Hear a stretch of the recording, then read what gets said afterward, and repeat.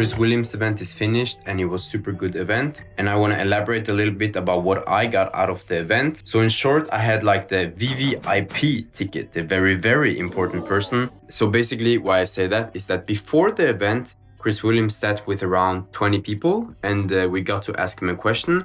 And I think it was a bit different how he talked then and how he talked at the event. How he talked then was a bit more individual, and at the event, I think he kind of talked a bit more to an audience around the age of 30. He also said that he thought most people here are around 30, and I think that's kind of important thing to mention because at the event, he talked a lot about like balancing, that like you shouldn't work so much, and there was like a little bit of talk about Hormozi and that he's like super extreme. But before the event, he also said to a 19-year-old that in his 20s, he should go all into work and that he himself don't regret basically sacrificing his 20s to work a lot more to set up his future life.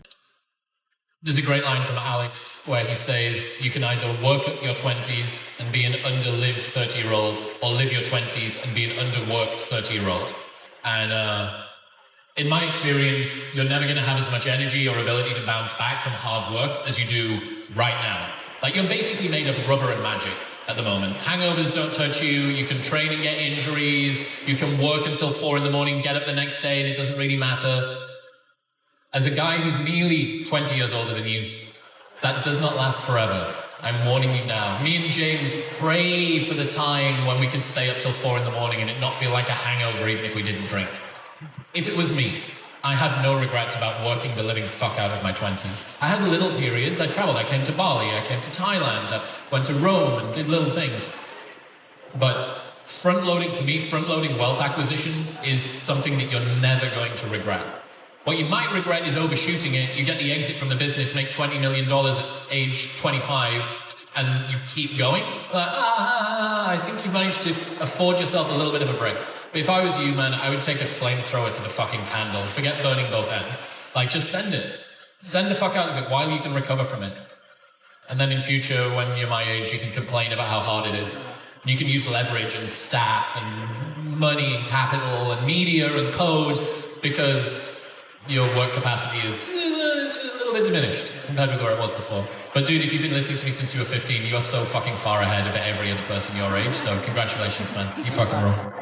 So basically the first thing I got out of this was exactly this, that it is okay in your 20s to just work a lot. Don't spend a lot of time with friends. Don't do a lot of things and just focus on your career. And later on, then it starts becoming more important to kind of find a balance. That being said, he talked also a lot about like, you can treat yourself and don't live like you're in a prison. If you actually achieve something, you should try and like reward yourself. And that's something that I'm maybe a bit bad at. I just won the school games and basically didn't really do anything and I don't feel so good. 3 months of work ends in 1 minute. Let's see. Oh, how long left? Okay. Now it's finished. It's finished. Yeah. Why not screaming? I don't know. Feel kind of weird. Oh, you win or what? I won. Yes? Yeah. And what was interesting was that he talked about like many times we will say like, okay, I will just work as hard as I can and I will ignore my emotions. And then when you reach a goal you've set for yourself, you don't feel any emotion attached to the outcome. And it was kind of interesting thought that of course you don't feel so much emotions when you actually worked without emotions, and when you get it, of course there's not a lot of emotions there either. So that was kind of an interesting thing, that if you just like say to yourself, I'll just do whatever is possible, I will not think about how I'm feeling because I want this goal.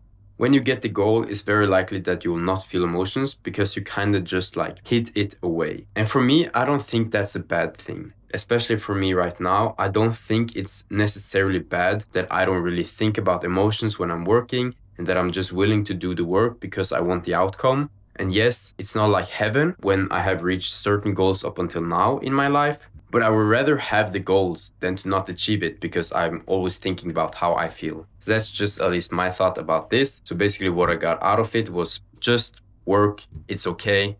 You can work a lot in your 20s to set up your further life. Another thing he talked about was kind of related to relationships, both friends and romantic relationships. And what he said is like a good litmus test and an easy test is like, do you feel more of yourself and do you want to message them when you're not with them? And that was kind of an interesting thought. It's like, do you feel like you're more of yourself or do you feel like you have to be someone else? And that was like a really nice thought. And another thing about like relationships he talked about, which was really, it kind of hit in my brain, is like, think about the people you actually like the most. And they probably have in common that when you are with them, actually you feel more interesting. So it's not always that the other person is super interesting, but it's actually how they make you feel. And actually it was kind of a thing that gave a lot of sense with me, because most of my closest friends, what they have in common is that when I am with them, I actually feel good about myself. I can talk about things that I care about and I feel interesting because they also care about what I care about, and also they are listening to things that I care about. And that was just like a really cool thought to think about, is that if you actually want to be more liked, and this is also explained in the How to Win Friends and Influence People book, it's like just be interested in what they are interested in. And if you ask a lot of questions and is curious about their lives, you will appear more as an interesting person. And it's just very true, because if I look at the people that I like, they do the same with me. So if I want to be a person that people like, you can just be more interested in what they are doing and what they're interested in. That being said, of course, it's not good to be fake, but it's just like a nice thought to have, that the people you like the most are the ones that make you feel interesting. And that's kind of a cool thought. And he also talked a bit about habits. And like, I have all my notes here. That's why I'm kind of looking to the side, and how he reached the level that he is at right now. And the biggest thing he mentioned like multiple times is like consistency. He made like 3 podcasts every single week for like 6 years, 7 years. He's made over 1,000 podcasts, and like consistency is the biggest thing. The other thing which I actually gonna take from myself is like morning routine, starting your day the same every single day, having a solid routine in the morning. And the routine can differ from person to person, but the point is to not differ the morning routine. And basically, you should not be asking yourself in the morning, what should I do today? It should already be determined in advance, either in a routine or that you plan the exact tasks you should do in the morning. And within this subject of habits, I actually got to talk to James Smith. So he was also there and he was kind of walking around, and I got to ask him one-to-one. And I basically gave him a little bit of backstory about myself, what I've done, my age, and like where I feel that I'm lacking. And basically, I think where I'm lacking right now is like on the health side. And he just like, of course, it sounds super stupid to say now, but he just said like, bro, like I get it. Like you work a lot and you want to achieve these things, but you have to train. Like you can't deprioritize training the way I do now. And this should be like one of your big priorities right now. And it's not that I have to overdo it, but just like 3, 4, 5 times a week, 20, 30 minutes, doing some kind of strength training, it's going to benefit so many different areas of my life. And I say this like it's super obvious, but it's just like sometimes you need someone from the outside that you respect to tell you this. So that's probably, if there's one thing I will change about my life going forward, is to just like actually train, stay active, and lift some weights and like do some activities. Further on in the list, it was an interesting concept. It's like to actually calculate the risk of inaction. So basically, if, for example, in my mind now, I'm thinking about hiring a new teacher, and it's like this kind of big thing, and I'm like kind of procrastinating it, and I'm not sure how I'm gonna do it, if it's good or blah, blah, blah, blah. And the interesting thought is just like, calculate how much you lose from not taking action. And in this example, it's like, okay, if a teacher makes me like $60 an hour every hour that she works, and if I had a teacher that would work 100 hours a week, I basically lose $6,000 every single month from not having this teacher. And it kind of unlocks like a little interesting thought when you actually calculate the risk of inaction. At the event, he basically talked a lot about like bigger and like historical people and like super big people that's well respected now and very many people in the past. And it was interesting because he's told many times that like the world is made out of people that are no smarter than you, And it was really like also a kind of interesting thing that when you look at him, and I sat at the front row, it's like he's a human. He's talking, he's looking at his notes, and he's just like telling his thoughts. And this whole arena is just like super silent and watching everything he says. But actually, he's just like a human being. For me, it was kind of like a freeing thought that like I have all these big goals, but like why can't it be true? Like why can't I achieve more than I have achieved now? Because the world is made out of other people. If other people can do it, I can also do it. And you just got to put in the action. And there is a far shorter supply of bravery than there is of, for example, IQ or intelligence. And that risk and being brave is like more important than just being smart. Another big concept that I took notes and was like kind of hit a little bit extra is like some brains are really made for problem solving. And I think my brain for sure is like thinking super problem solving all the time. Like if I talk to other people, I'm trying to figure out a way to solve problems for them. If I look at something that I don't like, I already like think about how I could solve this problem. And he said that this is basically not something that will go away. And his recommendations is to use this part of your brain on problems that matter, and that you should kind of cut out problems you're trying to solve that is like completely waste. And this could be like that one friend that always have problems and you're always trying to figure out like how you can help them and come up with solutions, but they never take action. And I'm using my brain power to solve their problems and it's going absolutely nowhere. And cutting off people or cutting off places or cutting off things that take off like your problem solving brain is a very good thing to do, because your brain will go to the easiest problems they can solve, which in many cases is like relationship problems or like people you talk to in a day-to-day basis.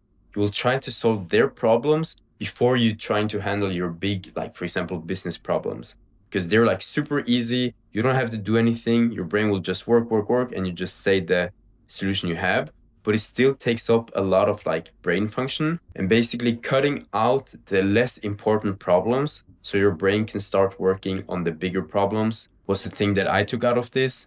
And another thing that I really wrote down and kind of hit is like, you should find problems worth solving, like big problems that take you closer to your goals. And there's no reason why I cannot solve big problems.